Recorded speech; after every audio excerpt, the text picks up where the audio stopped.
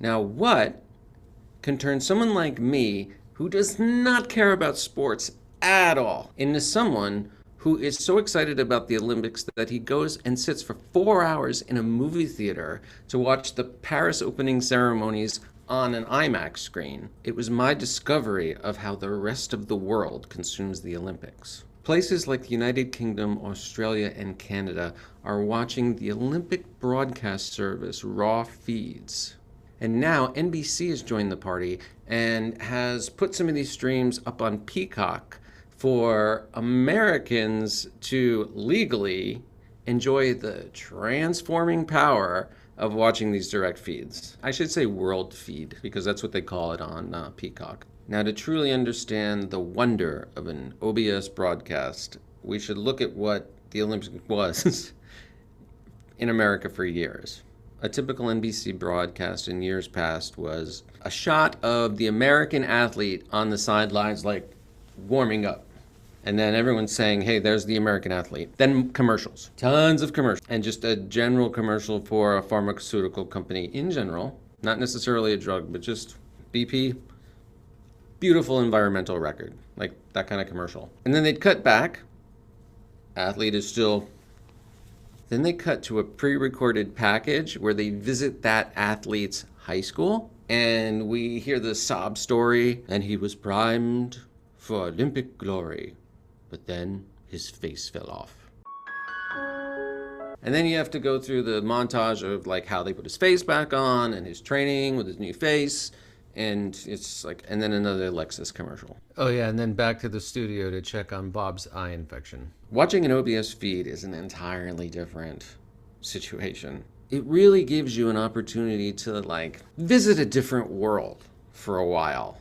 There seems to be a lot of interest these days in long-form, vibey content. Pieces where you just kind of live in the space and soak up the atmosphere. Olympic world feeds really scratch that itch. Most importantly, the spell is not broken by commercials. So you get a real feel for the rhythms of the competition, the aura of the environment, and you can just kind of hang out with the athlete as they prepare, as they do their little rituals and idiosyncrasies. The coaches kind of dicking around with the apparatus, although it didn't help in this case. And it can put you in a kind of trance. Then there was the women's high jump final, where they had to stop as another race ran by, so the athletes curled up in sleeping bags to wait it out. And you still didn't cut away. So all that to say, when you get to the pressure cooker of the final event, you're really invested. What I really want to talk about is Olympic trampolining. First of all, when I was in my sporting years, no one ever told me this was an option. This was not offered at my high school. My high school coaches were not having discussions about me and my trampoline work. He could bounce, he could flip. Ball's good, all right, I'll give him that. But does he have it in him to be great at bounce flipping? So trampolining is dynamic but easy to understand. They have a grid for you. The object is to jump as high as you can, stay as close to the center as you can. So they judge you on flight time, horizontal drift, the forms of your flips. When we're talking about sports like fencing or water polo, it just looks like a big mess to me. I have no idea what's going on. Fencing, I've tried to watch it, and it kind of looks like sword fighting, but it's not. It's something else. I don't know what they're doing. But with this, jump and flip based sports are easy for my brain to appreciate. And also, trampolining seems very unpredictable. In other sports, unless there's a big upset, you kind of know what's going to happen. But having a more open competition where anything can happen, one can never know the will of the springs. Der Zeitsprungen, as the Germans call it. I've seen people post that they would like to see a normal person try some of these feats just so we could appreciate how good, Suni Lee actually is. And guess what? If you're watching it like this, you sort of can. I mean, everybody there has proven themselves, but some of them are better than others. You watch enough of the qualifying and you can totally see the difference between the buttlanders and the feet stickers. Now, what makes feeling the vibes in the room great is the way trampolining is formatted. Qualifying and the finals are in the same day. Each of the 16 athletes gets 2 bounces to qualify for the Elite 8 in the final. And then for the final, 1 bounce. 1 solitary bounce separates you from immortality. I mean, Simone Biles got 2 shots at the vault. Synchro diving has 5 dives, 1 bounce. And you also get to know everybody. Here you get to watch everybody get introduced so you can see them. I really do like the Egyptian athlete's uniform. It's very evocative of the classical period, including Cleopatra's asp on her shoulder. Let's see how she does. F-R-E-I-N-C-A-I-R. Oh, no. You drop your drink, and then they bring you more. So we have this grinder of a qualifying event, and then we're down to the excellent 8. So let's see who we've got in the final. We've got China, who are generally very good in the flip space.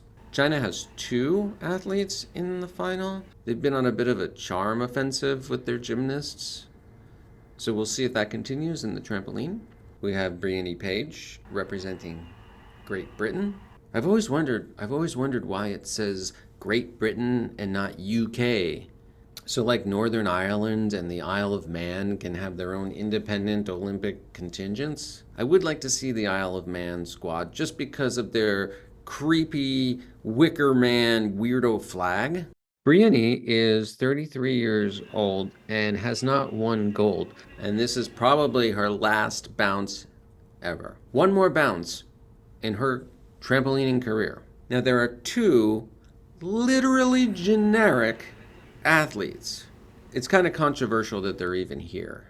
Now, AIN stands for the French way of saying neutral independent athlete. So they represent no nation because their home nations were banned from competition. Now, Russia's been banned for a while because of doping and other cheating. But they were allowed to compete under Russian colors in something called the Russian Organizing Committee, ROC, which was essentially Russia. But this is about more than cheating. It's about the Russian invasion of Ukraine. So Russian athletes and Belarusian from Belarus, not allowed to compete under those flags, not allowed to join the opening ceremonies. They have to have this scarlet letter A thing to make it really obvious that they are neutral athletes and not representing any pariah nations. What I think is especially funny is that they gave them colors that match the floor and the wall, like literally room tone, like you match the building. Should they be at the Olympics? Probably not, but I don't think Putin asked the trampoline team what they thought. It's kind of fun looking at the flags because you see, like, these people used to blow up each other's ships with iron cannonballs, and now they do this. All right, let's get down to it, boppers. Let's get to some bouncing. Okay, neutral, totally not Belarusian athlete number 1. All right, looks like she's doing okay. We got ourselves a competition. First scores are on the board. That's the one to beat. We see our first competitor from China. I don't know. Now that I'm an expert, I can kind of tell that she's traveling. I don't know if they call it traveling, but oh, and she knows.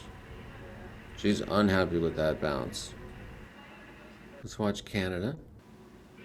Canada rock in the box. Command in the canvas.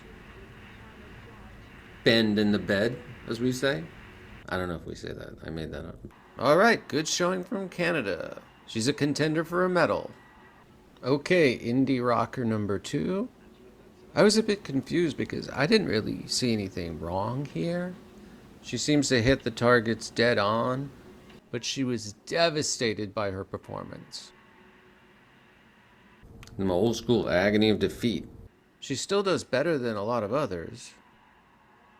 Who can know the mind of a trampolista? All right, BLB. Brianny's last bounce. All right, Brianny looks really solid, really good. Holy cow, I think she's gonna make it. Let's see if the judges agree. While Canada and the Independent anxiously wait to see their medal position, and China mourns. And she does it! Briony moves into the gold medal slot. But we still have one competitor from China to go. Will she be a spoiler? Can she pull an Oksana up in this shit?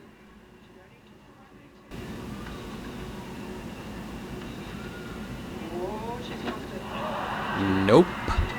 33-year-old Briony Page of Great Britain brings home the gold. And that is why I love this sport. I love the Olympics. And I love the Peacock World feeds. And I hope you do too. So when I was going back and looking at it, I realized that Peacock is going to take these streams down next week. So by the time you see this, they won't be there. But get the word out for Los Angeles. I mean, I focused on trampolining, but honorable mention goes to the women's high jump. Easy to understand, and that was a pressure cooker too. Those athletes had a lot of personality. Synchro swimming, or artistic swimming, is out of control. And my favorite, rhythmic gymnastics, which is space ballerinas doing magic. It's essentially competitive circus tricks, so it's extremely entertaining.